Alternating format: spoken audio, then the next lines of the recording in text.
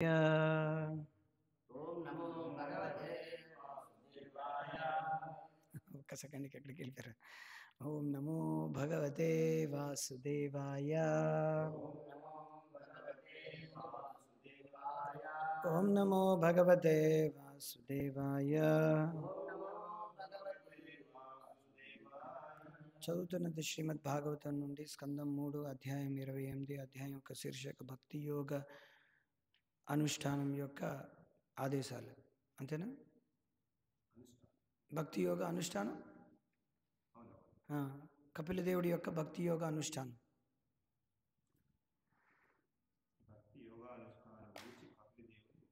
అదే కదా నేను భక్తి యోగ అనుష్ఠానం గురించి కపిలదేవుడి యొక్క ఉపదేశం ఆదేశాలు. శ్లోకం 11. ప్రాణాయామైః ప్రాణాయామ దహేత్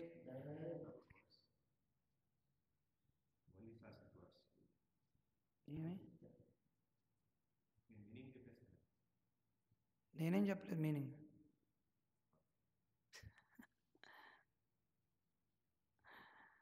ప్రాణాయామైః, ఆ ప్రాణాయామ అనే వర్డ్ మీనింగ్ చెప్పుకుంటా. అదే అదే అది కూడా సాంస్క్రిట్ వర్డే కదా, అలా అనుకుంటా. దహేత్ దోషాన్ ధారణాభిః చ కిల్బిషాన్ ప్రత్యాహారేణ సంసర్గాన్ ధ్యానేన అనీశ్వరాన్ గుణాన్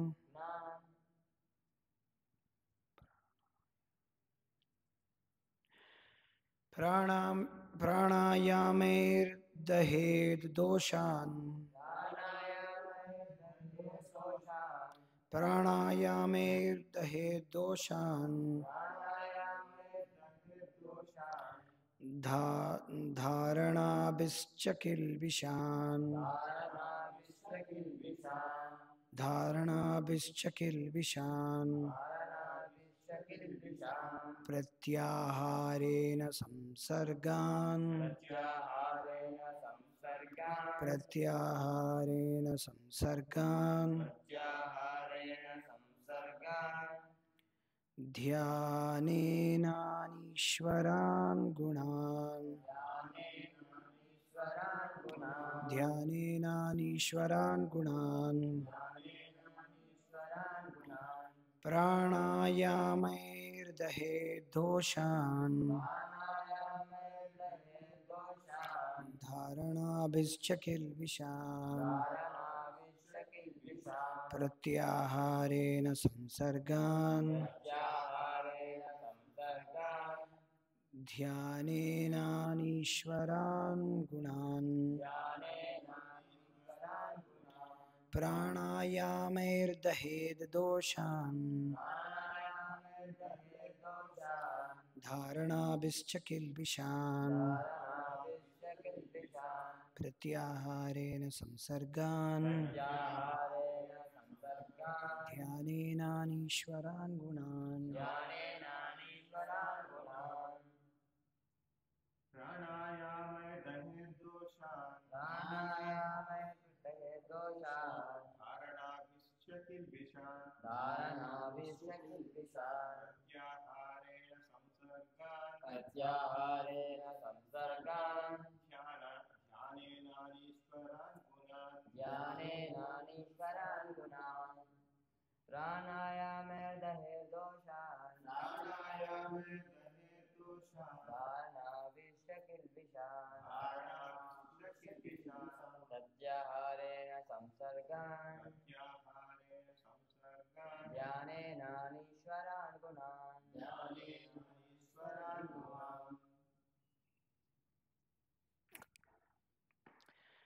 ప్రతిపదార్థం, అనువాదం మరియు తాత్పర్యం ఇచ్చింది కృష్ణ కుమారమూర్తి శ్రీ శ్రీమద్ అభయ చరణారవింద భక్తి వేదాంత స్వామి ప్రభుపాదుల వారి ద్వారా. ప్రతిపదార్థం, అనువాదం, తాత్పర్యం. ప్రాణాయామైః, ప్రాణాయామము ద్వారా దహేత్ హేత్ యోగి తొలగించుకొనగలడు. యోగు తొలగించుకొనగలడు. దోషాన్ దోషములను ధారణాభి మనోనిగ్రహము ద్వారా మనోనిగ్రహము ద్వారా చ చ మరియు మరియు కిల్బిషాన్ కిల్బిష పాపకర్మలు పాపకర్మలు ప్రత్యాహారేణ ప్రత్యాహారేణ ఇంద్రియ నిగ్రహము ద్వారా ఇంద్రియ నిగ్రహము ద్వారా సంసర్గాన్ సంసర్గ భౌతిక సాంగత్యము భౌతిక సాంగత్యం ధ్యానేన ధ్యానేన ధ్యానము ద్వారా జ్ఞానము ద్వారా అనీశ్వరాన్ గుణాన్ ప్రకృతి గుణములు ప్రకృతి గుణములు ప్రాణాయామము ద్వారా యోగి తన దైహిక స్థితికి సంబంధించిన కల్మషమును తొలగించుకొనగలడు. ధారణ ద్వారా సమస్త పాపకర్మల నుండి దూరుడు కాగలడు. ఇంద్రియ నిగ్రహము ద్వారా అతడు భౌతిక సాంగత్యము నుండి బయటపడగా దేవదేవుని ధ్యానము ద్వారా త్రిగుణ సంపర్కము నుండి ముక్తుడగును. భాష్యము. ఆయుర్వేద వైద్య శాస్త్రమును అనుసరించి కఫము, పిత్తము, వాయువు అనేది 3 అంశములే దేహస్థితిని పోషించుచుండును. నవీన వైద్య శాస్త్రము ఈ దైహిక విశ్లేషణమును యుక్తమైనదిగా అంగీకరింపకున్నను పురాతన ఆయుర్వేద వైద్య విధానము మాత్రము ఈ అంశములపైననే ఆధారపడి ఉన్నది. ఆ 3 తత్వములను దేహపు మూలస్థితులుగా శ్రీమద్భాగవతమునందు పెక్కు చోట్ల పేర్కొనబడినది. ఆయుర్వేద వైద్య విధానము ఆ 3ంటికి గల కారణములతోనే ముడిపడి ఉండును. ప్రాణాయామమును అభ్యసించుట ద్వారా యోగి ప్రధాన దైహిక తత్వములో చేయగలిగిన కల్మషము నుండి విడివడిననియు, ధారణము ద్వారా అతడు పాపకర్మల నుండి ముక్తుడగుననియు, ఇంద్రియములను ఉపసంహరించుట ద్వారా భౌతిక సాంగత్యము నుండి దూరుడగుననియు ఇచ్చట తెలుపబడినది. త్రిగుణముల చేయక ఏ సూత్రము ప్రభావితము కానట్టి దివ్యస్థితికి చేరుటకు యోగి చరమముగా దేవదేవుని ధ్యానింపవలసినదే. విశుద్ధముగు భక్తియుత సేవ అందు నెలకొనినవాడు శీఘ్రమే త్రిగుణములకు పరుడై బ్రహ్మభావనముబడయును అని భగవద్గీత యందును ధ్రువపరపబడినది. సగుణాన్ సమతీత్యైతాన్ బ్రహ్మభూయాయ కల్పతే. యోగ విధానపు ప్రతి అంశమునకును సమానముగు కర్మ భక్తి యోగమున కలదు. కానీ భక్తి యోగాభ్యాసమే ఈ యుగమునకు సులభమైనదని శ్రీ చైతన్య మహాప్రభు ప్రవేశపెట్టిన విధానము నవీన కల్పనమేమీ కాదు. శ్రవణ కీర్తనలతో ఆరంభమయ్యడి అట్టి భక్తి యోగము పరమ సాధ్య విధానమై ఉన్నది. భక్తి యోగము మరియు ఇతర యోగములు ఒకే దేవదేవుని తమ చర్మగమ్యముగా కలిగి ఉన్నను ఒకటి ఆచరణాత్మకమైనది కాగా ఇతరములు దుష్కర్ములై ఉన్నవి. యోగి తన దైహిక స్థితిని ధారణ ద్వారా మరియు ప్రత్యాహారణ ద్వారా పవిత్రమనర్చుకొనవలెను. అప్పుడే అతడు తన మనస్సును దేవదేవుడగు శ్రీకృష్ణుయందు సంలగ్నము కావించగలడు. అదియే సమాధి అనబడును. హరే కృష్ణ. హరే కృష్ణ. ఓం తత్సత్. ఓం అజ్ఞానతిమిరాంధస్య జ్ఞానాంజనశలాఖయా చక్షురున్మిళితం యేన తస్మై శ్రీగురవే నమః. నమో విష్ణుపాదాయ కృష్ణప్రేష్ఠాయ భూతలే శ్రీమతే భక్తివికాసస్వామినితి నామినే. నమో విష్ణుపాదాయ కృష్ణప్రేష్ఠాయ భూతలే శ్రీమతే భక్తివేదాంత స్వామినితి నామినే. నమస్తే సారస్వతి దేవే గౌరవాణి ప్రచారిణి నిర్విశేషశూన్యవాది పాశ్చాత్యదేశతారిణి. జయ శ్రీకృష్ణ చైతన్య ప్రభు నిత్యానంద శ్రీ అద్వైత గదాధర శ్రీవాసాది గౌరభక్తవృంద. హరే కృష్ణ కృష్ణ కృష్ణ హరే హరే, హరే రామ రామ రామ హరే హరే. ముఖం కరోతి వాచాలం మంగళం లింగాయతే గిరిం యత్కృపాతమహం వందే శ్రీగురుదినతారణం. పరమానందమాధవం శ్రీచైతన్య ఈశ్వరం గురువే గౌరచంద్రాయ రాధికాయ తదాలయే కృష్ణాయ కృష్ణభక్తాయ తద్భక్తాయ నమో నమః. యస్య దేవే పరా భక్తిర్యథా దేవే తథా గురు తస్యైతే కథితా హి అర్థా ప్రకాశంతే మహాత్మనః. యం తత్ప్రవిశ్య మమ వాచమిమాం ప్రసుప్తాం సంజీవయత్యఖిలశక్తిధరస్వధామ్నాన్యాం సహస్రచరణశ్రవణత్వగాదీన్ ప్రాణాన్ నమో భగవతే పురుషాయ తుభ్యం.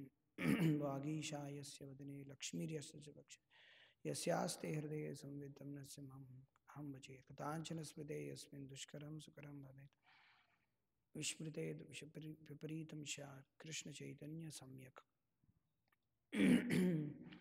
నిజగురు హరివాణ్య కృష్ణ చిత్తో వచింతో పరిత పృథ్వీగేహ దంతి సంసార కూప ప్రభుభజన సుఖాబ్దో మంచి విశ్వ భువిజయతి వికాసో భక్తిపూర్వో యతీంద్ర. మనం భక్తి యోగ అనుష్ఠానం కొరకు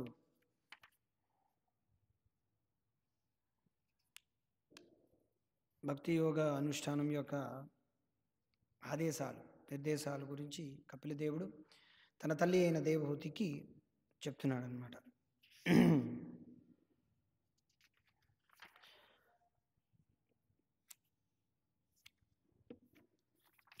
ఇప్పుడున్న శ్లోకాలన్నీ కూడా ఎక్కువగా ప్రాణాయామము తర్వాత మనస్సుని భగవంతుడి పైన కేంద్రీకరించుకోవడం, ఈ రెండే ఎక్కువ ఉన్నాయన్నమాట. ఏ విధంగా మీ యొక్క ఊపిరి ద్వారా, ఇక్కడ చెప్పారు క్లియర్గా, ప్రాణాయామ పద్ధతి ద్వారా మీ యొక్క ఫిజియోలాజికల్ కండిషన్, తెలుగులో ఏముంటుంది అది అక్కడ ఏముంటుంది అక్కడ దేహ అనువాదం, ప్రాణాయామం ద్వారా అనువాదం అండి, అదే చదవండి.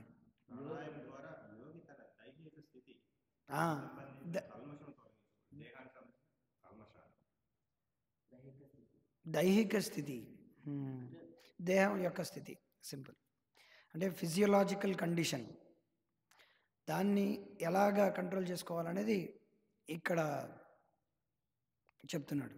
అంటే ఇక్కడ 3 ఉన్నాయన్నమాట, 3 విషయాలు. ఒకటి శరీరం,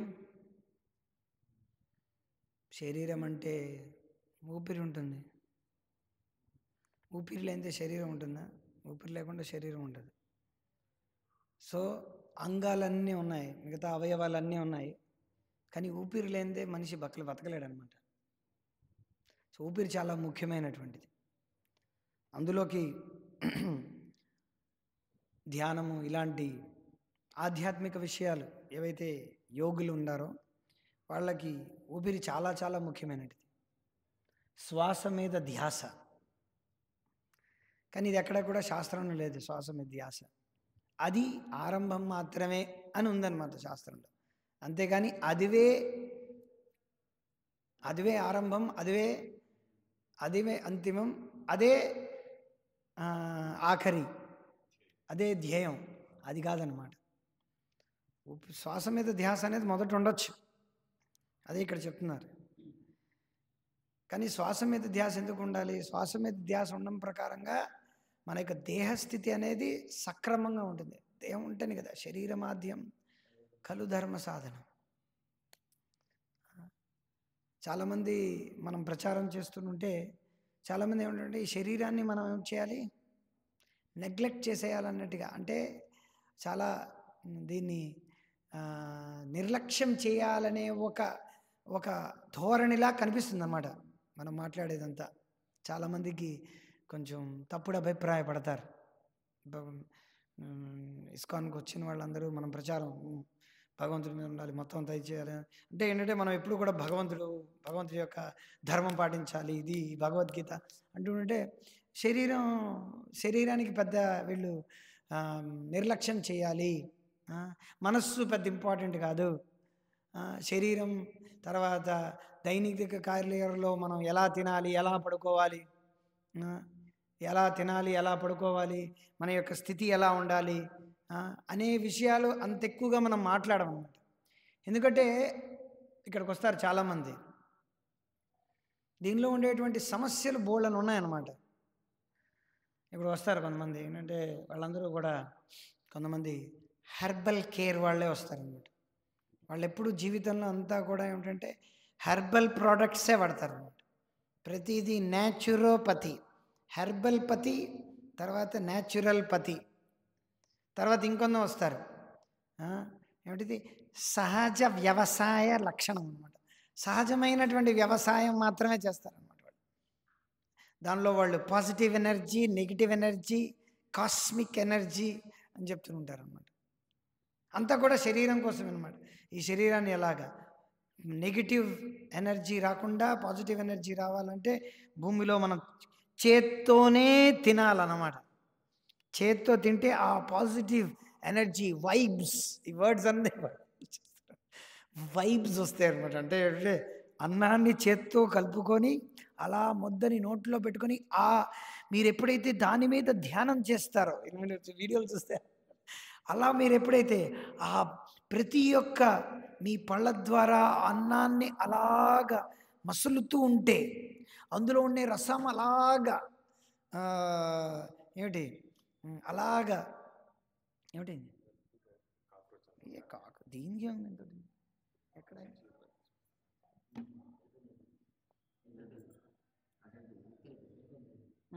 కొంచెం పడే తీసుకొచ్చి చెట్టులో పెట్టడమే. కాస్మిక్ ఎనర్జీలో కాక్రోచ్ మనకి సమస్య క్రియేట్ చేస్తుంది అనమాట. సో అలాగ నేను ధ్యానం చేస్తుంటే కాక్రోచ్ మధ్యలో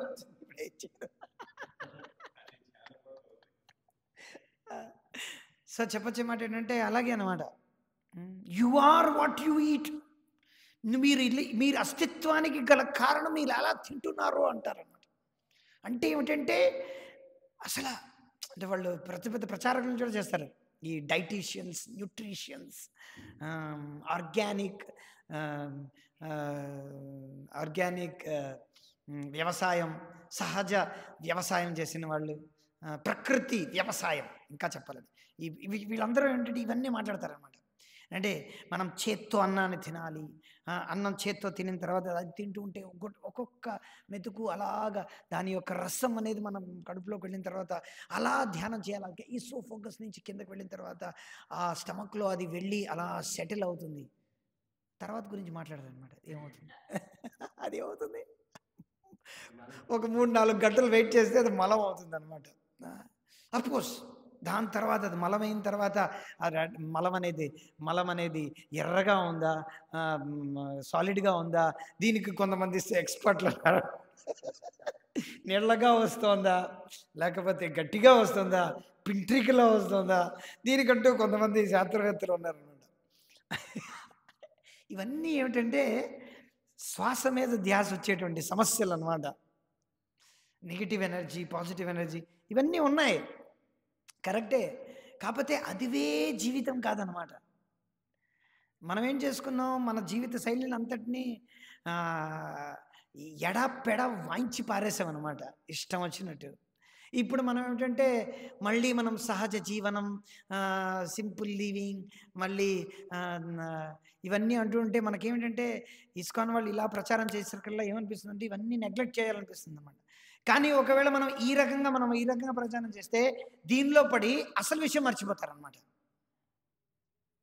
వీటన్నిటిలో పడి పుట్ట తగ్గించుకోవాలి, కొవ్వు లేకుండా ఉండాలి, ఒక పూటే తినాలి, red rice, black rice, brown rice మాత్రమే తినాలి, వైట్ రైస్ మంచిది కాదు, వైట్ షుగర్ మంచిది కాదు, వైట్ ఫ్లవర్ మంచిది కాదు, ఇలా ప్రచారం చేస్తుంటే మనం ఏమిటంటే తిండి ధ్యాసలోనే ఉంటాం అన్నమాట 24 గంటలు.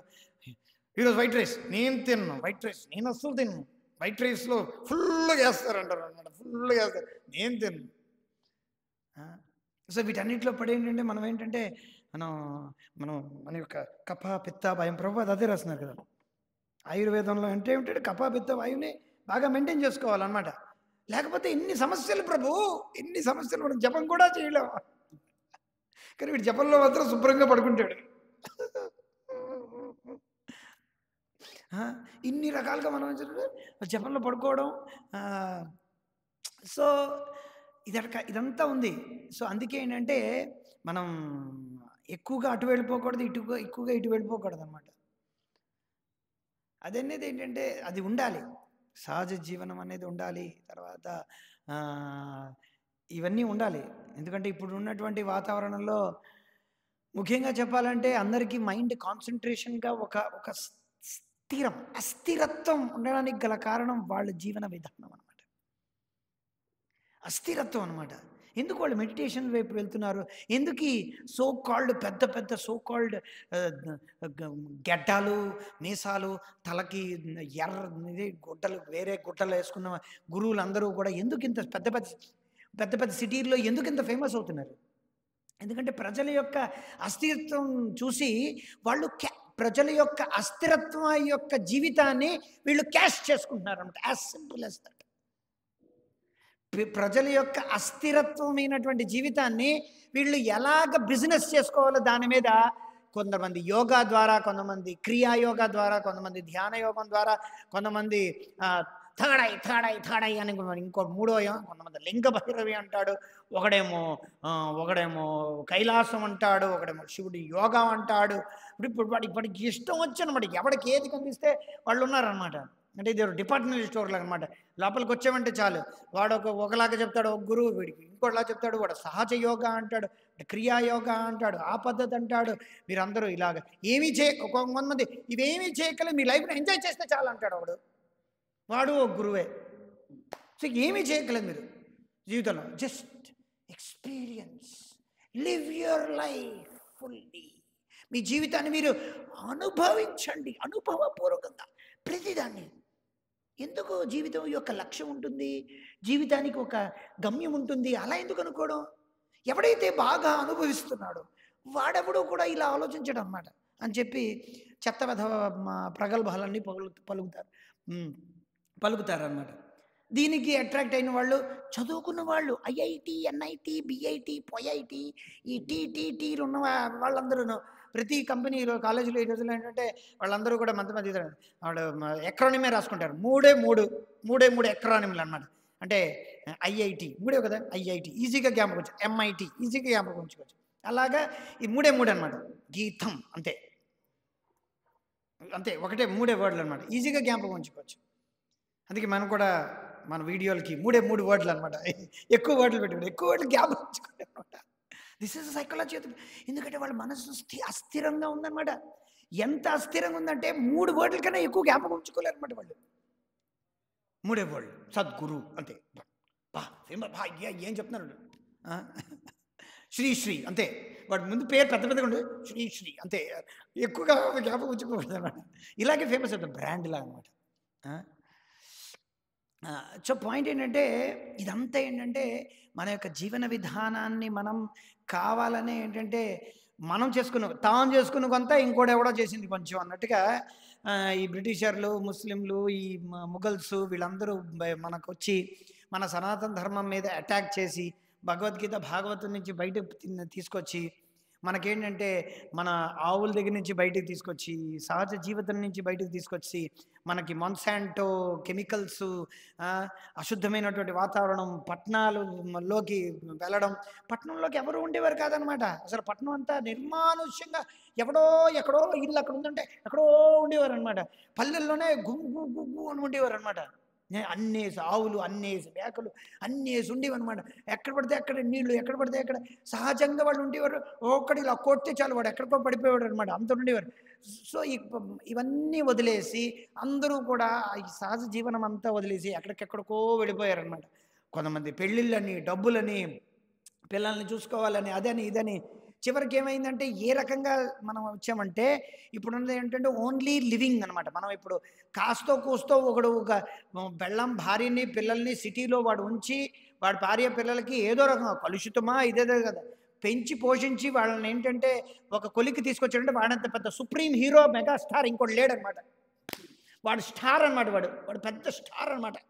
వాడు ఎవడైనా సరే సిటీలో ఉండి ఒక 20,000 గణించి ఒక ఇల్లుట్లో ఉండి వాడు మా భార్యకి పిల్లలకి ఏదైనా సమకూర్చి అన్నం, పప్పు, కూర రోజు ఇస్తున్నాడంటే వాడంతా హీరో ఇంకోటి లేడనమాట ఈ రోజుల్లో. అది అలా తయారైందనమాట. అంటే శరీరం మాత్రమే చూసుకోవడం అనేది పెద్ద అంతే.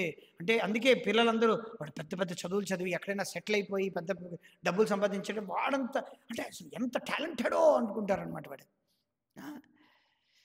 సో ఎందుకంటే ఈ ప్రజలు ఏంటంటే ఎందుకంటే అస్థిరత్వమైనటువంటి మనస్సు, అస్థిరత్వమైనటువంటి జీవితం కాబట్టి శరీరంలో అన్ని రోగాలు. సో శరీరం, మనస్సు గురించే మొత్తం అందరూ కూడా సో ఇక్కడ అందుకే ప్రభుపాదుల వారు తన యొక్క తాత్పర్యాన్ని మొదటే చెప్పారు. ఆయుర్వేదంలో ఈ శరీరానికి సంబంధించినటువంటి దేహస్థితిని 3 రకాలుగా చెప్పారనమాట. కఫ, పిత్త, వాయువు. ఈ 3 కఫ, పిత్తము, వాయువు. కఫము, పిత్తము, వాయువు. పిత్తం అనేది లివర్ ద్వారా వస్తుంది. కఫం అనేది ఏంటంటే ఊపిరితిత్తుల ద్వారా వస్తుంది. వాయువు అనేది ఊపిరితిత్తుల ద్వారా వస్తుంది. కఫం అనేది ఎందులోంచి వస్తుంది? అది కూడా ఊపిరితిత్తుల ద్వారా వస్తుంది. సో ఈ 3 వీటి యొక్క సంక్రమణ, వీటి యొక్క మిశ్రమం అది ఎక్కువ తక్కువలే మన యొక్క శరీర రోగస్థితికి కారణం. పూర్వం రోజుల్లో ఏంటంటే ఏ సీజన్లో ఎలా తినాలి, ఏ కాయగూరలు అనేవి. అందుకే కాయగూరలు ఆ ఋతువు, దాన్ని ఏమంటారంటే తెలుగులో దీన్ని ప్రకారంగా చెప్పాలంటే దాన్ని ఏమంటారండి, పళ్ళు ఏ అంటే దాన్ని ఏమంటారు, తెలుగులో ఒక పదం ఉందన్నమాట. దాన్ని ఏమంటారు మీ అందరికీ తెలుసు, వాడుక భాషలో అంటారు కదా. సీజన్ అంటే సీజన్ ఇంగ్లీష్ వర్డ్, తెలుగులో ఏమంటారు? ఋతువు. సరే, ఋతువు ప్రకారంగా కాయగూరలు ఋతువు ప్రకారంగా వస్తాయి. ఇప్పుడు పండవరా అవి అంటారనమాట, ఏదో అంటారనమాట. అది అంటే కాలానికి అనుగుణంగా మా కాయగూరలను పండించేవారు అనమాట. ఇప్పుడు ఏ కాలానికి అనుగుణం కాదనమాట, ఏ కాలం పడితే ఆ కాలంలో ఏంటంటే ప్రతీతి పండించడం వల్లే మన శరీరంలో ఏంటంటే అవయవాల యొక్క దోషాలు, శరీరం ఎలా పనిచేయాలో శరీరానికి అర్థం కావడం లేదనమాట. శరీరానికి ఏంటంటే ఏదైతే కాదో కూడదో వద్దో అది మనం ఇచ్చేస్తున్నాం. శరీరం నుంచి శరీరం ఏదైతే కావాలో అది మనం ఇవ్వటం లేదు సమయానికి, ఆ కాలానికి అనుకునేటట్టుగా. ఇప్పుడు చలికాలంలో ఎక్కువ తినాల్సింది ఏంటంటే వేడివేడి పదార్థాలు అన్నమాట. మనకి ఎక్కువ వేడిని, ఎక్కువ పిత్తాన్ని కలిగించేటువంటి పదార్థాలను ఎప్పుడైతే తింటామో అప్పుడు శరీరంకి అనుకూలంగా ఉంటుంది. మనం చల్లటి పానీయాలు చెప్పాలంటే చలికాలంలో ఎక్కువ స్వీట్స్ మానేయాలి. స్వీట్స్ పెట్టుకున్నప్పటికీ అది ఎక్కువ కారంగా ఉండాలన్నమాట, ఎక్కువ ఘాటుగా ఉండాలన్నమాట.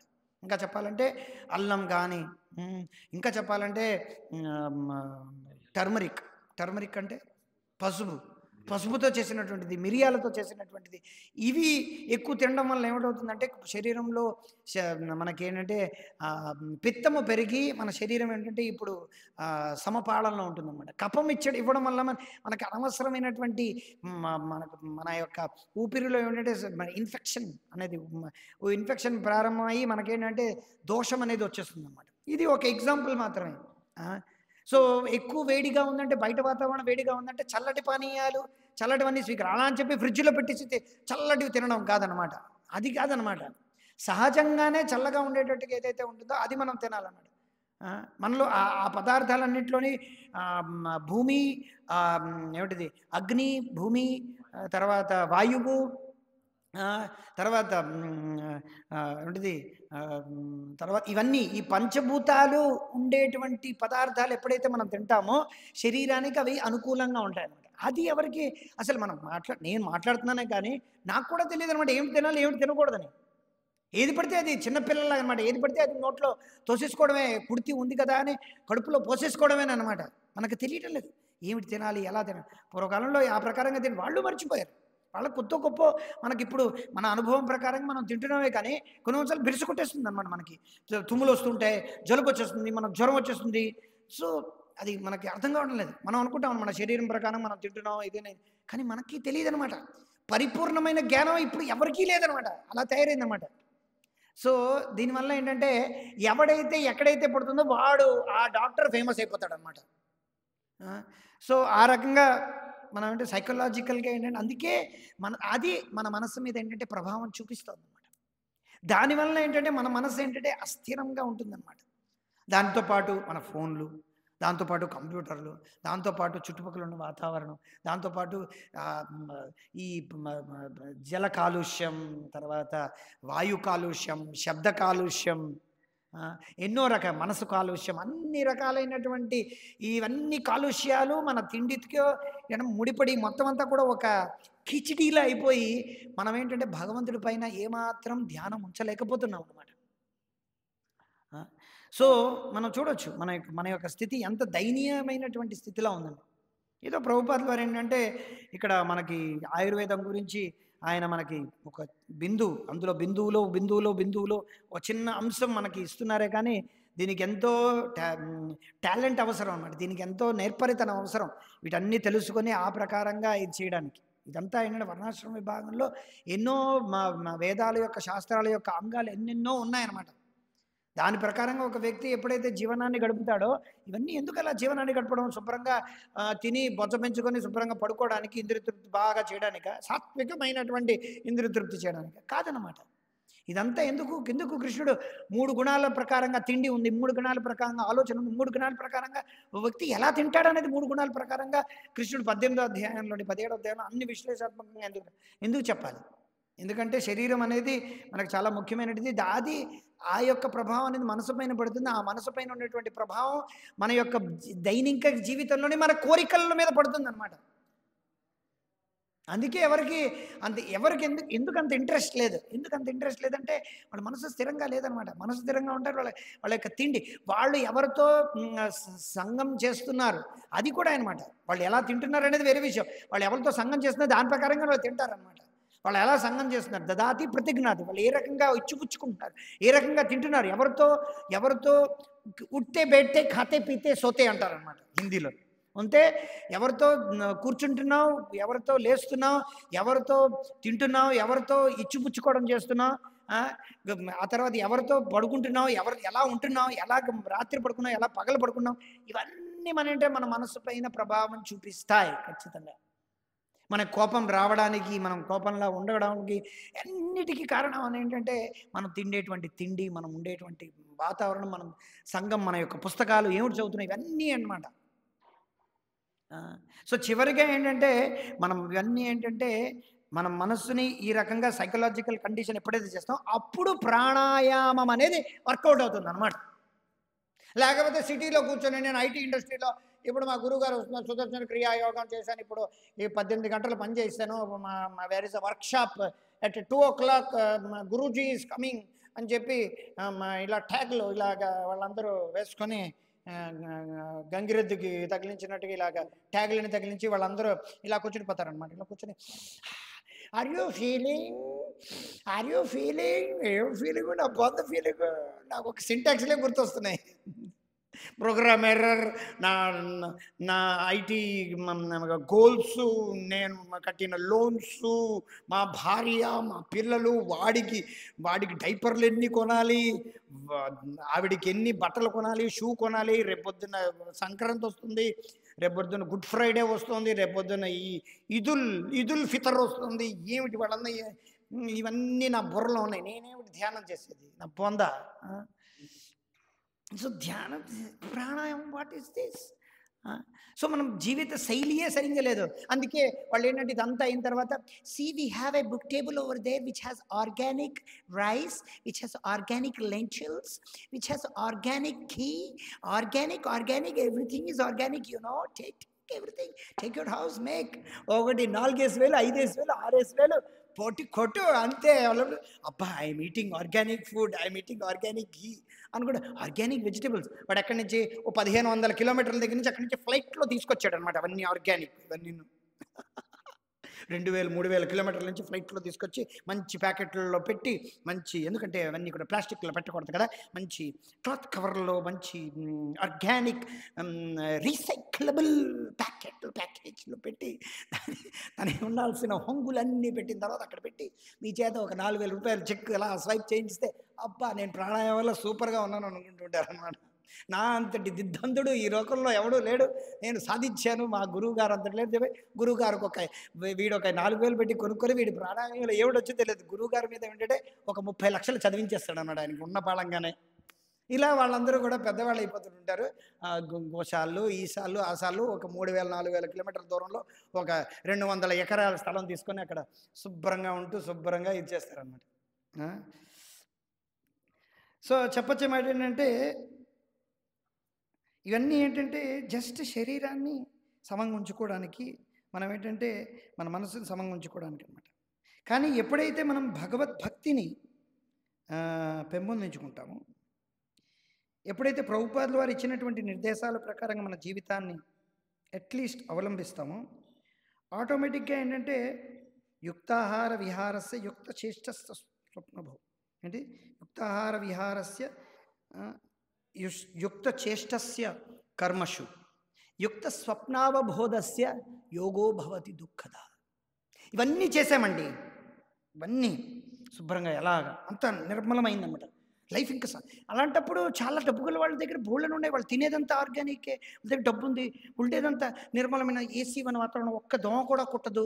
అలాంటప్పుడు వాళ్ళకి ఎంతో ధ్యానంలో ఎంతో నిర్మలమైనటువంటి ఎంతో సువిశాలమైనటువంటి మనస్సు ఉండి ఎంతో నిర్మలంగా ఎంతో పవిత్రంగా ఉండాలి కదా. ఉందా అంటే లేదనమాట. మీరు ఎన్ని చేసుకున్నప్పటికీ కూడా ఎప్పుడైతే భగవద్భక్తి లేదో ఇవన్నీ చేసుకున్నప్పటికీ ఒక శవం మీద ఏరుకునేటువంటి లాగే అనబడుతూ ఉంటుంది. ఎవరైనా శవం మీద ఏరుకుంటారా? పువ్వులు బాగున్నాయి శవం మీద ఏరుకున్నాం అలా అనమాట. సో మనం ఏంటంటే ఈ సోకాళ్ళు దొంగ గురువులందరూ కూడా ఈ శరీరానికి కావాల్సినటువంటివి అన్నీ చేస్తారు, మనసుకు కావాల్సినటువంటివి కూడా చేయొచ్చు అనమాట.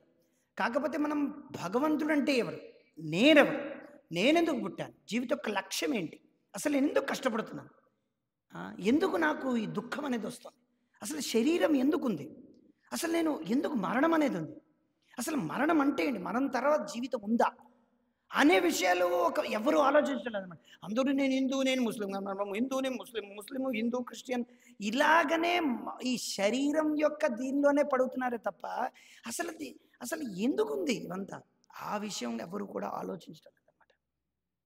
ఎందుకు ఇస్కాన్లో అందరూ కూడా అంత గట్టిగా మీరు భగవంతుడికి భక్తి చేయండి, ఎందుకు ఇది చేయండి, ఎందుకు అలా చెప్తున్నాం, ఎందుకంటే మొదట భగవద్గీత చదవండి. ఎందుకు అలా చెప్తున్నాం, ఎందుకంటే భగవద్గీత యొక్క జ్ఞానం అనేది ఏంటంటే ఎప్పుడైతే ఒక వ్యక్తికి ఉంటుందో అప్పుడు ఏంటంటే శరీరం నుంచి బయటపడతాడు. శరీరం అనేది శరీధర్మ సాధనం అయినప్పటికీ శరీరం నువ్వు కాదు.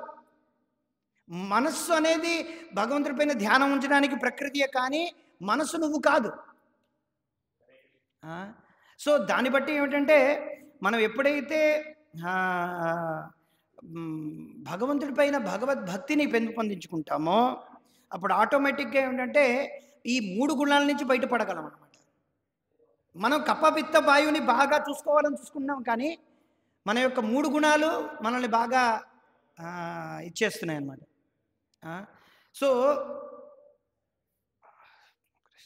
సో మనం కప్పపిత్త వాయువుని బాగా చూసుకొని మన శరీరాన్ని చూసుకోవాలనుకుంటున్నాం కానీ 3 గుణాల సంగతి మనం మర్చిపోతున్నాం పక్కన. మనం ఏంటంటే శరీరంలో పడి మనం ఈ వీటిని బాగా సమకూర్చుకొని వీటిని బాగా చూసుకోవాలని వీటిని బాగా సమకూర్చుకొని దీన్ని బాగా నేను చేసుకుంటే ఫ్యూచర్లో ఎప్పుడైనా సరే నేను భగవంతుడి గురించి ఆలోచిస్తానులే లేకపోతే భగవద్గీత చదువుతానులే అని చెప్పి మనం ఏంటంటే దాన్ని పోస్ట్పోన్ చేస్తున్నాం అనమాట, ముందుకు నెట్టేస్తున్నాం అనమాట. కానీ ముఖ్యమైనది ఏంటంటే మనం ఈ 3 గుణాల్లో బద్ధులై ఉన్నాం. ప్రకృతే క్రియమాణాని గుణై కర్మాని సర్వస అహంకార విమూఢాత్మ కర్తాహం ఇది మన్యతే. సో మనం ఏంటంటే ఈ శరీరం అనేది ఈ మనస్సుకు రావడానికి గల కారణం 3 గుణాలు అనమాట. సత్వగుణం, రజోగుణం, తమోగుణం. మన యొక్క మనసులో కోరికలు కలగడానికి కారణం 3 గుణాలు, సత్వం, రజో, తమో గుణం. మన యొక్క పట్టుదలకి 3 కారణాలు, సత్వ, రజస్, తమో గుణాలు. మనం ఎలా ఆలోచిస్తున్నామో దానికి సత్వ, రజస్, తమో గుణాలు. మనం ఎలాగా జీవితాన్ని ఎలా తిండి తింటున్నామో దీనికి 3 కారణాలు, సత్వ, రజస్, తమో గుణాలు. ఈ విషయం తెలియకుండా మనం ఎంత శరీరం గురించి ఆలోచించినా ఎంత మనస్సు గురించి ఎంత నిర్మలంగా ఉంచున్నా సరే ఏం లాభం లేదన్నమాట. దీనికి జ్ఞానం ముఖ్యం.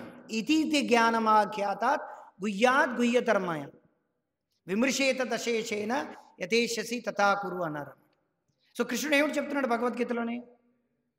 కృష్ణుడు ఏమిటి చెప్తున్నాడంటే ఎప్పుడైతే జ్ఞానాగ్నిదగ్ధ కర్మాణి అన్నారన్నమాట. మనం ఎందుకు బాధపడుతున్నాం జీవితంలో? కర్మఫలం వల్ల మనం బాధపడుతున్నాం. పాపం అంటే ఏమిటి? కర్మఫలం అన్నమాట. పాపం అంటే ఏమిటి? పుణ్యం అంటే ఏమిటి? పాపం అంటే ఏమిటి? పాపం పుణ్యం ఏమిటంటే మనం కర్మఫలం మనం ఒక కార్యం చేస్తాం, దానికి యాక్షన్కి రియాక్షన్ అనమాట కర్మఫలం. ఆ కర్మఫలం అనేది పుణ్యం అవ్వచ్చు, పాపం అవ్వచ్చు అనమాట. ఈ విషయం అనేది మనం తెలియకు. ఆ కర్మఫలం ఏ రకంగా మనం యాక్ట్ చేయాలి అంటే కర్మ అంటే ఏమిటో మనం తెలుసుకోవాలి. కర్మ 3 రకాలుగా ఉంటుంది. కర్మ అంటే మనం చేసేటువంటి పని. ఏదైతే మనం పనులు చేస్తున్నామో అది శాస్త్రబద్ధమా శాస్త్రబద్ధం కాదా, ఎందుకు శాస్త్రం ఎందుకు ఫాలో అవ్వాలి అని మీరు విత్తనవాదన చేయొచ్చు. కాకపోతే ఏంటంటే ఏ విధంగా అయితే మనం ఒక రాష్ట్రంలో కానీ ఒక దేశంలో కానీ ఒక డిస్ట్రిక్ట్లో కానీ ఒక ప్రాంతంలో ఉంటున్నామంటే ఆ లాస్ ఆఫ్ ద ల్యాండ్ మనం ఆ లాని పాటించాలన్నమాట. నేను పాటించను, నా ఇష్టం వచ్చినట్టు ఉంటాను, నా ఇంట్లో ఎలా ఉంటాను, నేను అలాగే ఉంటానంటే మమ్మల్ని తీసి మనం చెరసాల్లో వేస్తారన్నమాట. అదేవిధంగా మనం సృష్టికి ముందర మనకు ఉన్నందుకు ముందర సృష్టి ఉందన్నమాట. అది నువ్వు నేను ఎవరు నిర్ణయించలేదన్నమాట. ఆ సృష్టి ఎలా జరిగిందని శాస్త్రంలో క్లియర్గా ఉంది. ఆ సృష్టి ప్రకారంగా మనం శాస్త్రం ప్రకారంగా మనం ఎప్పుడైతే జీవితాన్ని అవలంబిస్తామో అప్పుడు మనకేంటంటే విషయాలు అనేవి అర్థమవుతాయి అన్నమాట. As simple as that. మనం ఇప్పుడు ఏంటంటే మనం ఇక్కడ నుండి ఎవరైనా ఇక్కడికి వచ్చారంటే మనం మాట్లాడకూడదు. Just tell them to SIT here because they will also speak the problems. So the thing ఏంటంటే సో శాస్త్రం ప్రకారంగా మనం ఎప్పుడైతే జీవితాన్ని అవలంబిస్తామో అప్పుడు మనకి కర్మఫలం అనేది మనకు తెలుస్తుంది అనమాట. అంటే ప్రతిదానికి ఒక కాన్సిక్వెన్స్, అంటే ప్రతిదానికి ఒక పర్యవసానం ఉంది అని మనం విషయం అర్థం చేసుకుంటాం. అంటే శాస్త్రబద్ధంగా మనం కట్టుబాటులో ఉంటాం అనమాట. మనం ఎప్పుడైతే మనం ఈ శాస్త్రం అర్థం కాదు, జ్ఞానం ఉండదో, ఆటోమేటిక్గా మనం ఏం చేయాలి, ఎలా ఉండాలి అనేది ఉండదన్నమాట. ఎలాగైనా ఉంటాం అందుకే విచ్చలవిడితనాన్ని క్యాష్ చేసుకోవడమే ఈ రోజుల్లో ఉండే గురువుల యొక్క మెయిన్ మోటో అనమాట. ఆ విచ్చలవిడితనాన్ని వాళ్ళు క్యాష్ చేసుకుంటారు ఈజీగా. ఆ విచ్చలవిడితనాన్ని వీడేంటంటే ఈజీగా క్యాచ్ చేసుకుంటాడు. సో చెప్పొచ్చు ఏమంటే అందుకే కర్మ అనేది ఏంటంటే కర్మ అనేది 3 రకాలు: కర్మ, అకర్మ, వికర్మ. సో ఈ రకంగా మనం అర్థం చేసుకోవాలి. అదంతా శాస్త్రంలో భగవద్గీతలో మనం ఎప్పుడూ చదవం, మనకి ఎప్పుడు బద్ధకం, మనం అన్నీ చూస్తాం, అన్నీ చదువుతాం, అన్ని ఫోన్లు అన్నీ తిరిగేస్తాం, కానీ మనం ఎప్పుడు చదవడానికి మనకి తీరిక లేదు, సమయం లేదు, ఎవరు చెప్పినా వినం. మనం మొండి మొగుడు, చెప్తే వెండు కొడితే ఏడుస్తాడు టైప్ అనమాట ప్రజలందరూ కూడా. అలాగే ఉన్నారు, కొడితే ఏడుస్తాడు, చెప్పితే మెల్లిగా చెప్పామనుకోండి వాడికి ఎప్పుడు బుర్రకి ఎక్కదనమాట. మనం సీరియస్గా కొంచెం క్రిటిసైజ్ చేస్తున్నట్టుగా చెప్పామనుకోండి వెంటనే వాడికి ఎక్కడ లేని కోపం వచ్చి మనకి ఇష్టాన్ని ఏంటంటే చూడడం అనమాట, వెళ్ళిపోతాడు అనమాట. మొండి మొగుడు, చెప్తే వెండు కొడితే ఏడుస్తాడు టైప్. సో చెప్పచ్చేమంటే ఈ కర్మఫలం అనేది మన పాపం అన్నమాట. ఆ పరమం అనేది పాపం, పుణ్యం ఉంటుందన్నమాట. ఆ పాపం అనేది ఏమిటంటే ఆ పాప కార్యం అనేది ఏమిటంటే మనస్సు మీద, బుద్ధి మీద, అహంకారం మీద చూపిస్తుంది అన్నమాట. అది కోపంలాగా, క్రోధంలాగా, కామం, క్రోధం, లోభం, మోహం, మదం, మాత్సర్యంలాగా మనం ఎన్నో రకాలైనటువంటి ఇక్కడ ఎంతమంది అయితే మనుషులు ఉన్నారో, దేవతలు ఉన్నారో, ఈ మొత్తం ఈ 14 లోకాల్లో ఎన్నైతే జీవరాశులు ఉన్నాయో వాళ్ళన్నింటిలోనే మనం ప్రస్ఫుటంగా ఇవన్నీ చూడొచ్చు అనమాట. ఇవే అనమాట మనం చూస్తుంది. సో ఆ పర్యవసానే అది హిందూ, ముస్లిం, క్రిస్టియన్, నాస్తికుడు, ఆస్తికుడు కాదనమాట. ఈ యొక్క పర్యవసానమే మనం ఏమిటంటే ఎన్నో రకాలుగా మనం చూస్తామన్నమాట. మనం వాళ్ళలో చూడాల్సింది ఏంటంటే వాడు కోపం పడుతున్నాడు ఇస్కాన్ మీద, అది కాదనమాట. వాళ్ళలో 3 గుణాలు ఎలా యాక్ట్ అవుతున్నాయి, వాడు ఏ తిండి తింటున్నాడు, ఎవరితో ఉంటున్నాడు, ఏమి చదువుతున్నాడు, ఈ వీటి యొక్క ప్రభావం అనేది వాడి మనసులో ఉంది. ఆ మనసు వాడిని ప్రేరేపిస్తుంది అన్నమాట మాట్లాడాలని. ఆ శరీరం కాదనమాట. శరీరం అనేది జడం, ఇంద్రియాలు అనేది జడం. వాళ్ళకి తెలియదు ఆ విషయం. వాడేదో పరిశుద్ధాత్మ అంటాడు, వీడేమో కృష్ణుడేమో అందరితో రమించాడు అంటాడు. ఇదంతా ఏంటంటే పైన అయంటపాఠం, ఆర్భాటం అనమాట, అంతే. అది హిందువులను అంటలేదు, ఇస్కాన్లు అంటలేదు, ఇదంతా పైన అంతా ఇది తత్వం అనమాట, ఇది సిద్ధాంతం. బుర్రం దీనికి ఏంటంటే వేరే మెదడు కావాలి, వేరే చదువు కావాలి, వేరే టాలెంట్ కావాలి, వేరే ఇది కావాలి. అది శాస్త్రం ద్వారా, ప్రభుపాదుల వారి ఇస్కాన్ ద్వారా మాత్రమే చెప్పుతారనమాట, ఇంకెవరూ చెప్పరు. మిగతా వాళ్ళందరూ చెప్తారు. చాలామంది మత సంప్రదాయంలోనే చాలామంది ప్రచారం చేస్తారు, అది కూడా మంచిదే. కాకపోతే ఏంటంటే ఈ ప్రభుపాదుల వారి పుస్తకాలు ఈ యొక్క యుగానికి చాలా ప్రత్యేకమైనటువంటివి అన్నమాట. అవి చదవడం ద్వారా మన మనస్సులో ఏంటంటే బీధ్యతే హృదయ గ్రంథి ఛిద్యంతే సర్వ సంశయ క్షీయంతే చాస్య కర్మాని దృష్టైవాన్మనీశ్వరే. సో ప్రభుపాదుల వారి యొక్క పుస్తకాలు ఎందుకు చదవడానికి ఎవరికి ఇష్టం లేదు, ఎందుకు నేను చదవను, ఇక్కడ అందరూ వస్తారనమాట, వాడు అన్నీ చూస్తాడు. వాడితో నేను క్లియర్గా చెప్పాను, డైరెక్ట్గా చెప్తున్నాను అన్నమాట. నేను మాత్రం భగవద్గీత చదవనండి, నేను మాత్రం భాగవతం చదవనండి. ఇంట్లో ఉంటుందండి, మా ఇంట్లో ప్రభుపాదుల వారి పుస్తకాలు అన్నీ ఉన్నాయి, ఒక్కసారిగా నేను చూడలేదండి. నేను చూడనండి, నేను చదవనండి. వాడికి ఎన్ని చెప్పండి చదవడు, వాడు ఎన్ని చెప్పండి విండాను, ఎన్ని చెప్పండి జపం చేయడు. మేమేంటంటే ఏదో రకంగా జపం చేస్తాడు కదా, ఏదో రకంగా ప్రసాదం ఇస్తే వాడు ఏదో రకంగా వాడికి ఏదో రకంగా వస్తుందని చెప్పి సండే ప్రోగ్రాములు, ఇది సండే ఫీస్ట్లు, సండే ప్రోగ్రాములు, భజన్లు, ఫెస్టివల్ ప్రోగ్రాములు, ఈ ప్రోగ్రాము ఆ ప్రోగ్రామ్ అని పెడుతూనే ఉంటుంటాం, పిలుస్తూనే ఉంటుంటాం, ఇస్తూనే ఉంటుంటాం, మందిరాలు కడుతూనే ఉంటుంటాం, విగ్రహాలు స్థాపిస్తూనే ఉంటుంటాం, హరినామం చేస్తూనే ఉంటుంటాం. కానీ వీడు మాత్రం ఎవ్వడి మాట వెంట నేను మాత్రం భగవద్గీత చదవను. వీడు యూట్యూబ్లో ఇస్కాన్పతి చూస్తూనే ఉంటుంటాడు, ఇస్కాన్పతి చూస్తుంటాడు, భగవద్గీత గురించి చూస్తుంటాడు, అన్నీ చూస్తుంటాడు. కానీ నేను మాత్రం నేను పట్టిన కుందేలు గుడే కాడు అంటే ఎప్పుడు జీవితం అలాగే తగలేసుకుంటాడు. అలాగే వాడు చచ్చిపోతాడు. ఇస్కాన్ తెలుసు, ఈ ప్రభు తెలుసు, ఆ ప్రెసిడెంట్ తెలుసు, వీడు తెలుసు, నేను అక్కడికి వెళ్ళాను ఇక్కడికి వెళ్ళాను అన్నీ చెప్తాడు అన్నమాట. కానీ ఎప్పుడు కూడా వాడు భగవద్గీత వాడు చదవడం అన్నమాట. ఎప్పుడు చదవడు. పోనీ బైబిల్ ఖురాన్ చదువుతాడు, అది చదవడం లేదు. ఈ కలియుగం అండి, కలియుగం 2024 నుంచి 2025లోకి మనం ప్రవేశించాం. నూతన సంవత్సర శుభాకాంక్షలు. ఏమిటి మొత్తం అంతా అశుభమే, మొత్తం జీవితం ఇప్పటివరకు చేసిందంత పెద్ద ఘనమైనటువంటి కార్యం చేసాం. మద్యం మాంసం చూద్దాం వ్యభిచారం తప్ప ఇంకేమిటి చేశారు అందరూ మొత్తం గ్రాస్ డొమెస్టిక్ ప్రోడక్ట్. ఈ మినిస్టర్లు, ఆ మినిస్టర్లు, ఈ సినిమా స్టార్లు, ఆ క్రికెట్ స్టార్లు, వీడు వాడు ఏమిటి చేస్తున్నారు? మద్యం మాంసం జూదం వ్యభిచారం. ఈ చుట్టూరే మొత్తం అందరి యొక్క మనసులు ఈ 4 చుట్టూరే తిరుగుతున్నాయి అన్నమాట. వాళ్ళు ధ్యానం అంటే ఈ 4 చుట్టూరే ధ్యానం అనమాట. మద్యం మాంసం జూదం వ్యభిచారం. వాళ్ళు కూలి పని చేసుకోవచ్చు, గూగుల్లో కంపెనీలో పనిచేయచ్చు. అందరూ కూడా మద్యం మాంసం జూదం వ్యభిచారం, మద్యం మాంసం జూదం వ్యభిచారం అంతే. ఈ 4 అన్నీ కూడా దాన్ని ధార్మికంగా చేసుకోవచ్చు, మతంని అడ్డు పెట్టుకొని చేయొచ్చు, మతం వ్యతిరేకంగా చేయొచ్చు, అంతే తేడా తప్ప ప్రతి వాళ్ళు. ఎందుకంటే నేను నా ఇష్టం, ఎవరి ఇష్టం వాళ్ళది కదా స్వామీజీ, అంతే ఎవరి ఇష్టం వచ్చినట్టు ఉంటున్నారు అన్నమాట. అందుకనే ఎవరి జీవితాల్లో సుఖం లేదు, సంతోషం లేదన్నమాట. ఎందుకు చాలా సుఖం ఎట్టుకలుగుతుంది. నాస్తి బుద్ధిరయుక్తస్య నచాయుక్తస్య భావన చ భాంతే శాంతి శాంతస్య కుత సుఖం. అంతేనమాట. నాస్తి బుద్ధిరయుక్త ఏంటంటే భగవంతుడితో సంబంధం లేదు, భగవంతుడు ఇచ్చినటువంటి వాక్యాలతో సంబంధం లేదు, భగవంతుడు ఇచ్చినటువంటి విషయాలతో సంబంధం లేదు, భగవద్గీత భాగవతంతో ఏమాత్రం సంబంధం లేదనమాట. వాళ్ళ జీవితం ఏకదం రివర్స్ గేర్లో నడుస్తుంది అన్నమాట లైఫ్. వాడేదో అనుకుంటాడు అనమాట, నేను మహేంద్ర కారుకున్నాను, నేనేదో నాకు చెప్పలు ఇది ఉంది అది ఉందనేది ఇది ఉందని. కానీ వాడు రివర్స్ గేర్లో నడుస్తున్నాడు అనమాట. వాడు ముందుకు చూస్తూ రివర్స్ గేర్లో నడుస్తున్నాడు. చూడండి లైఫ్ ఎలా ఉందని. మనం వెళ్ళి సార్ మీరు రివర్స్ గేర్లు వేస్తున్నారు, చూస్తుంది ముందుకి గుర్తేస్తారు. Don't disturb, who are you to disturb me, who are you to tell me. నువ్వెవడు చెప్పడానికి, నువ్వెవడు భగవద్గీత అమ్మడానికి, నువ్వెవడు ఇది ధర్మం అధర్మం చెప్పడానికి, నన్ను చావు. అదే అలా వెళ్ళి దూకేస్తాడనమాట అంతే. కామస్క్రోధస్తథాలోభస్ తస్మాతేతం త్రయజ్జదేత్ త్రివిధం నరకస్వేదం ద్వారం ఆత్మ నాశనం. అందుకే నాశనం అనమాట. కామస్క్రోధస్తథాలోభస్ తస్మాతేత త్రయం త్రజేత్. కామం, క్రోధం, లోభం తప్ప మొత్తం ఎక్కడా కూడా ఇది ఏమీ లేదనమాట. అలా ఎప్పుడైతే మనం ఆ జ్ఞానంలో ఎప్పుడైతే చూస్తామో, కృష్ణుడు ఏ రకంగా మనం చూడాలని అనుకున్నాడు మనం చూస్తామో ఈ జగత్తుని, అప్పుడు మనం ఏంటంటే భక్తులు అవ్వగలం. అంతవరకు మనం భక్తులు అవ్వగలం. ఇక్కడ కృష్ణుడు ఏదైతే కపిల భగవానుడు ఏదైతే మనం చెప్తున్నాడో ఆ రకంగా మనం చూస్తాము.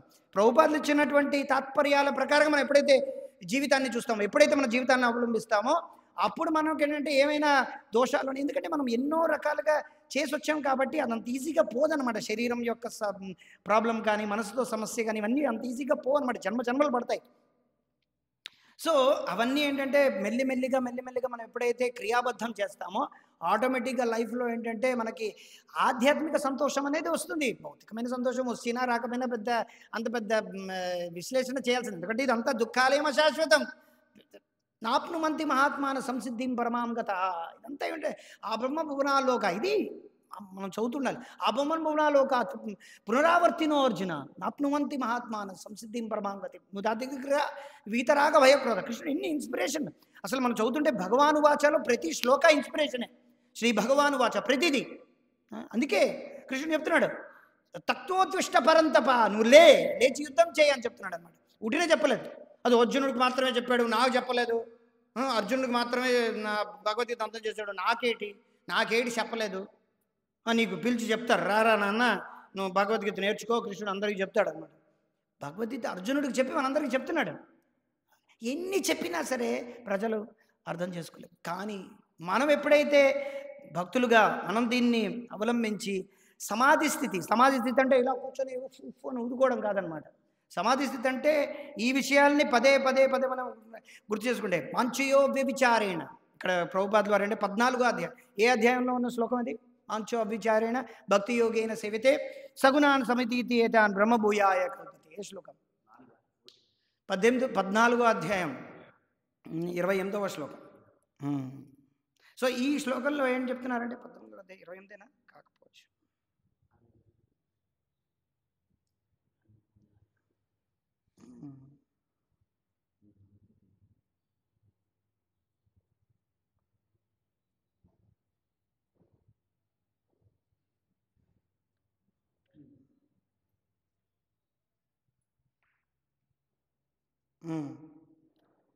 సగుణాన్ సమితిత్యేతాన్ బ్రహ్మభూయాయ కల్పతే. 26. ఎస్, 26 ఉంది అనుకున్నాను. 26 శ్లోకాలే ఉన్నాయి.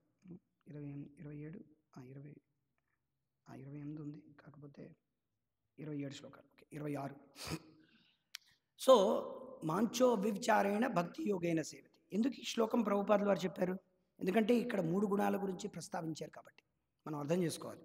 ఇక్కడ ఏమిటంటే by meditating on the supreme person one can become free from the 3 modes of material nature. ఇది ముఖ్యం అన్నమాట. మన శరీరం మనసు ఏ రకంగా ఉండనేది ముఖ్యం కాదు. మన యొక్క దైనందిక స్థితి ఏ రకంగా ఉంది దానికి అది భక్తి చేయడానికి ఆటంకం కాదు అని చెప్పడం అనమాట. చాలామంది అంటారు, నేను మొదట సెటిల్ అయిపోయినాయండి, నాకు కొంచెం సమస్యలు ఉన్నాయి, అప్పుడు నేను 16 మాలు చేస్తాను, నాకు కొంచెం ఇది ఉంది, నాకు కొంచెం ఇది ఉంది. అది ఎప్పుడు ఉంటూనే ఉంటుంది. ఏంటిది ఆ పాము తర్వాత నారదముని కథలా అయిపోతుంది అనమాట. వాడు చిన్నప్పుడు వెళ్తాడు, నారదముని చిన్నప్పుడు అబ్బాయి ఉంటాడు. ఓకే అబ్బాయి, నేను ఎందుకు నీకు బాధ, పుట్టావు, నువ్వు మాట్లాడగలుగుతున్నావు, నాతో పాటు నువ్వు వచ్చి నేను వైకుంఠం వెళ్తున్నాను అంటే, ఇప్పుడు కాదు స్వామీజీ నేను ఆడుకునే వయసు చెప్పి ఆడుకుంటాడు అనమాట. ఆడుకొని నేను కొంచెం ఆడుకుని కొంచెం ఇదైన పెద్దవాడైన తర్వాత నేను వచ్చేస్తాను. కొంచెం పెద్దవాడైన తర్వాత వాడు చదువుకుని ఉన్నప్పుడు అంటాడు, ఎంతకన్నా చదువుతావు, ఇంతకన్నా కష్టపడుతున్నావు అంటే వచ్చేవయ్యా అంటే, లేదు నేను చదువుకుని ప్రయోజకుడై మంచి మా అమ్మ నాన్నకి మంచి పేరు ప్రఖ్యాతులు తీసుకురావాలి, దాని తర్వాత నేను వచ్చేస్తాను అని అంటాడు. ఆ ప్రఖ్యాతులు తీసుకొచ్చి అంతా అయిపోయిన తర్వాత వచ్చేయరా అని చెప్పిన నేను రాను, నేను పెళ్లి చేసుకోవాలి, పెళ్లి చేసుకొని పిల్లల్ని కనాలి, మా అమ్మ నాన్నగారు తాలూకు ప్రాపర్టీ అంతా చూడాలి బాగా అని చెప్తారు. లేదు అంతా చూసావు, ప్రాపర్టీ అంతా చూసావు, ఇదంతా బాగానే ఉంది కదా, వచ్చింది కదా, వచ్చేయంటే లేదు మా పిల్లలు పుట్టారు, వాళ్ళకి పిల్లలు చేయాలి, వాళ్ళకి పిల్లలు పెళ్ళిళ్ళు చేయాలి, వాళ్ళని సెటిల్ అయ్యేటట్టు చూసిన తర్వాత అప్పుడు వచ్చేసాను. పెళ్ళిళ్ళు అయిపోతే వాళ్ళు సెటిల్ అయిపోతారు, నువ్వు వచ్చేయంటే వాళ్ళకి ఏం తెలియదు పాపం, వాళ్ళు అమెరికాలో ఉన్నారు, వాళ్ళన్ని ప్రాపర్టీస్ అన్నీ నాకు ఇచ్చేసారు, నేను ఇవన్నీ చూసుకోవాలి, చూసుకోకపోతే వాళ్ళు ఎలాగవుతుంది, వాళ్ళు ఎలాగ పాపం వాళ్ళన్నీ భూములన్నీ ఎన్నే కొనేసారు వాళ్ళు, ఇవన్నీ చూసుకోవాలా, లేకపోతే ఈ రోజుల్లో ప్రతివాడు ఆక్రమించేస్తున్నాడు, ఎంక్రోచ్మెంట్ జరిగిపోతుంది. చూసుకోండి ఇవన్నీ. ఇప్పుడు ముసలివాడు, వాడు కళ్ళు కూడా కనిపించదు దస్తావేజులు, అయినప్పటికీ చూసుకుంటాడు ఉంటాడు అనమాట. వాడు కొడుకు బోసా నాసా గూగుల్లో పనిచేస్తుంటాడు, అక్కడ 10,522 కిలోమీటర్ల దూరంలో అనమాట పనిచేస్తుంటే, వీడి ఇక్కడ అన్నీ చూస్తూనే ఉంటాడు. వచ్చేయరా ఈ కళ్ళు కూడా కనిపిస్తుంది నీకు, వచ్చేయని చెప్పి నారదుడు అడిగితే లేదు నేను తర్వాత వస్తానంటాడు.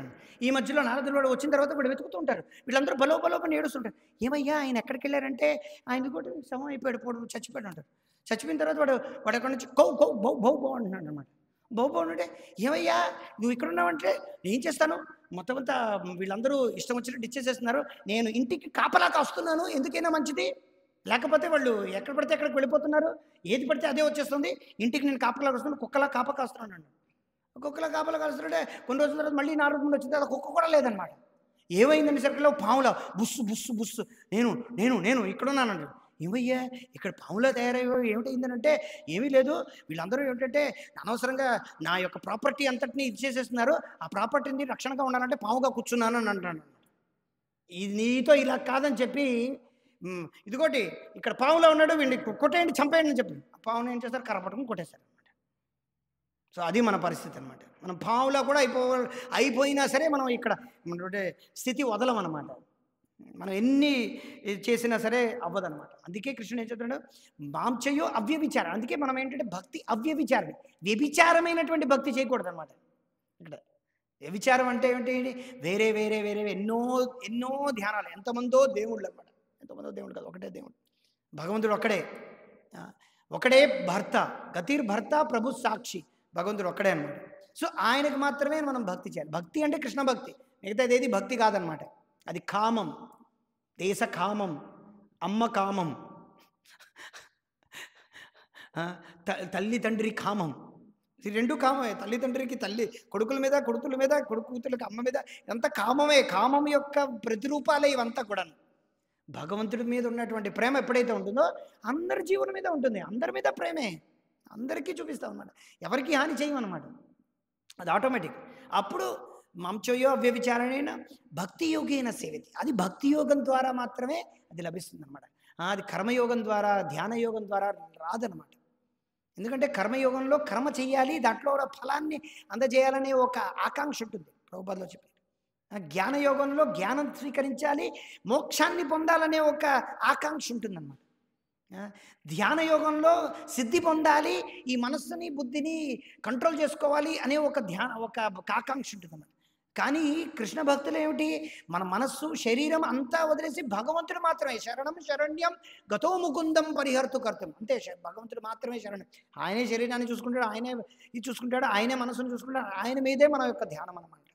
అప్పుడు సగుణాన్, అన్ని గుణాలు మనం ఏంటంటే, ఇంకా చెప్పాలంటే మనం అన్ని గుణాలు ఇంకా ముందు చెప్పారంట. అహింస, శౌర్యం, ఇవన్నీ మనం, తేజం, బ్రహ్మచర్యం, ఇవన్నీ అహింస, సత్యం, అస్థేయం, యావదర్థ ప్రతిగ్రహ, బ్రహ్మచర్యం, తపో, శౌచం, ఇవన్నీ కూడా ఆటోమేటిక్గా అలవడతాయి అనమాట. యస్యాస్తి భక్తి భగవత్యకించిన సర్వైర్గుణైస్తత్ర సమాసితే సుర హరావ భక్తస్య కుతో మహాన్ గుణ మనోనహతే. ఇక్కడ కూడా గుణాన్, మహాన్ గుణ. సో గుణం అనేది 3 గుణాలు అవ్వచ్చు, గుణం అనేది ఆధ్యాత్మికమైనటువంటి దివ్య గుణాలైనా అవ్వచ్చు అనమాట. ఈ రెండు కలగాలంటే 3 గుణాల నుంచి బయటపడడం, తర్వాత ఆధ్యాత్మిక గుణాలు అలవరడం, ఈ రెండు ఒకేసారి జరుగుతాయి. ఇది సగుణాన్ సమతీతేతాన్ బ్రహ్మభూ. ఎప్పుడైతే మనం 3 గుణాల నుంచి బయటపడతామో ఆటోమేటిక్గా అంటే బ్రహ్మభూత ప్రసన్నాత్మ నశోచతి నకాంక్షతి సమస్సర్వేషు భూతేషు. అంటే సమమైనటువంటి భావన కలగలదు. మనం ఏంటంటే ఇంకోళ్ళ పట్ల కరుణ, దయ, దాక్షిణ్యం, ప్రేమ అన్నీ వస్తాయి అన్నమాట. అహింస అన్నీ వస్తాయి అన్నమాట. మంచి వాళ్ళ బుద్ధి, మంచి నడవడిక. ఇక్కడ వాళ్ళందరూ వచ్చి మా అబ్బాయికి మంచిగా ఉండాలి అంటారు. కానీ వాడిని భక్తులుగా చేయాలని ఎవడు అనుకోడు అనమాట. వాడిని భక్తులు చేయండి, ఆటోమేటిక్గా అన్ని గుణాలు వస్తాయి. భక్తులు చేస్తే ఎక్కడ ఇస్కాన్ వాళ్ళు పట్టుకెళ్ళిపోతారో, భక్తులుగా చేస్తే ఆడెక్కడ అన్ని గణించడం అని, ఆడెక్కడ డబ్బులు గణించడం అని ఒకటే భయం అనమాట. ఆడి డిగ్రీ చదివించేయాలి, అలాగైనా సరే. ఆ డిగ్రీ చదివించకపోతే ఆడెందుకు పనికిరాడనమాట. లేక ఒకళ్ళు భక్తులు ఇస్తే ఏటైపోతుంది. భక్తులు ఇస్తే ఎంతమంది డిగ్రీలు చేసి ఆ ఎయిర్ ఫోర్స్ సర్టిఫికెట్లు తీసుకెళ్ళి ఆ సర్టిఫికెట్ చింపి చాట్ అయిపోయింది అనమాట. ఒక్క ఉద్యోగం కూడా దొరకలేదు. కానీ సర్టిఫికెట్ కూడా లేనివాడు కోట్లు సంపాదిస్తున్నాడు ఇలా కూర్చొని గుట్కా అన్ని తింటును.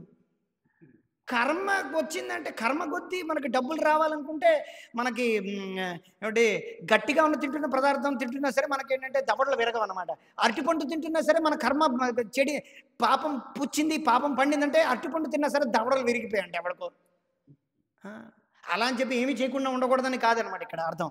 అందుకే అంటారు ఆకాశంలో దీపం పెట్టి దేవుడా నీదే భారం అంటే, ఎస్ దేవుడా నీదే భారం అంటే చేయొచ్చు అనమాట దేవుడు కూడా. కానీ ఆ రకమైనటువంటి ఇంప్రాక్టికాలిటీ మనం చెప్పడం లేదు. కానీ దానికి చేయవలసినటువంటి కార్యాలు అన్నీ భగవంతుడు మనకి ఇవన్నీ అర్థించాడన్నమాట. ఆ తెలివి ఎలా చేయాలి, ఏం చేయాలి, అనన్యాస్యంతో అన్నీ కృష్ణుడు అసలు యాక్చువల్గా భగవద్గీతలోని ప్రేరణ కలిగినటువంటి శ్లోకాలు అంటే శ్రీ భగవాను వాచ. భగవద్గీతలో ప్రతి శ్లోకం మనం చదవండి, అది మనల్ని ఏంటి భక్తి చేయడానికి, జీవితాన్ని ఎలాగైనా సరే భగవంతుడికి అందజేయడానికి మనకి ఇన్స్పిరేషన్ ఇస్తుంది, మనకు ప్రేరణ ఇస్తుంది అనమాట. ఎన్నో శ్లోకాలు ఉన్నాయి. అనన్యాస్యంతే మచ్చిత్త సర్వదుర్గాని నా మీద చిత్తం ఉంచు, అన్ని కష్టాల నుంచి బయటపడగలవు. అసలు శ్లోకాలను చూస్తుంటే పిచ్చికిపోతుంది మనకి. మచ్చిత్త సర్వదుర్గాని మత్ప్రసాదా తరిష్యసి చెప్తున్నాడు క్లియర్గా. ఎప్పుడైతే చిత్తాన్ని నా పైన నువ్వు ఉంచుతావో ఆటోమేటిక్గా మచ్చిత్త సర్వదుర్గాని ఎన్నో కష్టాల నుంచి బయటపడగలవు. మత్ప్రసాదాత్ నా యొక్క కృపతో తరిష్యసి అన్ని సంతరిష్యసి అంతర్మాట. సో ఇదన్నమాట. అప్పుడు మనం ఆటోమేటిక్గా మైండ్ ప్యూరిఫై అవుతుంది. ఆటోమేటిక్గా మన దేహశుద్ధి, మనశ్శుద్ధి, బుద్ధిశుద్ధి, మన జీవితమే శుద్ధి అయ్యి 25లోకి ప్రవేశిస్తాం. లేకపోతే ఏమంటే 25 కూడా కలికాలమే, ఇదంతా కలికాలం నాన్న. ఇదేమి సత్యయుగంలోకి మనమేం ప్రవేశించడంలే. కలికి పురుషుడు వచ్చిన తర్వాత అందరినీ చంపేసి ఆయన యొక్క శరీరం ద్వారా ఒక రకమైనటువంటి ఇది వస్తుందంట. అప్పుడు వాళ్ళు సత్యయుగంలోకి ప్రవేశిస్తారంట. చూడండి మరి సత్యయుగంలో ఏంటంటే వచ్చే ముందర ఏంటంటే కల్కి అవతారం అందరినీ చంపేసిన తర్వాత కొంతమందే మిగులుతారంట, ఎంతో పుణ్యాత్ములైన ఎంతో భక్తితో భావంతో ఉన్న వాళ్ళు కలికితోనే సత్యయుగంలోకి ప్రవేశిస్తారన్నమాట. సో 10,000 సంవత్సరాల వరకు మాత్రమే అందరికీ ఈ అవకాశం ఉందన్నమాట. గోల్డెన్ పీరియడ్, బంగారు స్వర్ణయుగం ఇది. ఎందుకంటే చైతన్య మహాప్రభు మనకి సగుణాన్ సమతీతేతాన్ బ్రహ్మభూయాయ కల్పతే, తర్వాత మళ్ళీ బ్రహ్మభూయాయ కల్పతే కదా, అందరూ భ్రమలోనే ఉంటారన్నమాట. భ్రమంలో ఉండే కుమారులు అంటారు, భ్రమిత్ కుమారులు. సో భ్రమలో ఉండకండి, బయటకు రండి. శరీర భ్రమ, మనస్సు భ్రమ, తర్వాత ప్రతీతి భ్రమ, జ్ఞాన భ్రమ, వీటన్నిటి నుంచి భ్రమలో ఉండాలంటే మనం భగవద్గీత యొక్క బ్రహ్మజ్ఞానం కావాలండి. భ్రమలోంచి బ్రహ్మజ్ఞానం, ఇది టైటిల్ అన్నమాట లెక్చర్. హరే కృష్ణ. వాంఛాకల్పతరుభ్యశ్చ కృపా సింధుభ్యో చ పతితానాం పావనేభ్యో వైష్ణవేభ్యో నమో నమః. ఏవైనా ప్రశ్నలు ఉన్నాయా? లేవు.